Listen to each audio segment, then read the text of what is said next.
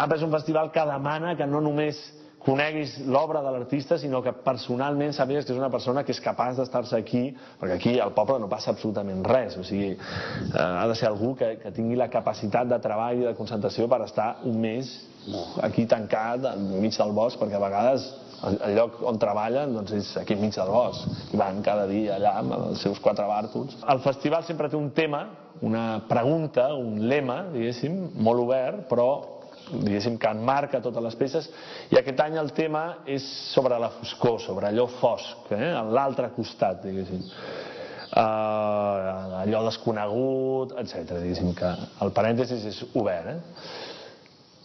Però la proposta d'aquest any és que MAPA, o sigui, el recorregut, el passeig que conforma el cor del festival, que és aquest passeig que fa tota la gent i al voltant del qual vas veient les petites peces, aquest any es farà de nit. I per tant el que proposem no és teatro en la noche, focos, etc. No, sinó seguint amb la mateixa filosofia del low-tech, el mínim, la llum que arribaria allà on estem.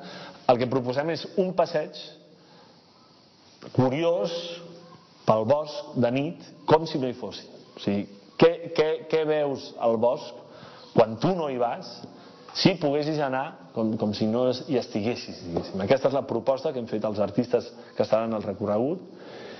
I després hi ha una altra part, diguéssim, que és més d'instal·lació, que hi ha 4 artistes que faran més, diguéssim, la part més narrativa de tot aquest desconegut, d'aquestes pors, etc., i la part més d'arrel popular, que hem proposat que facin petites instal·lacions al voltant de les històries de por, dels espais misteriosos d'aquí, de Puntós.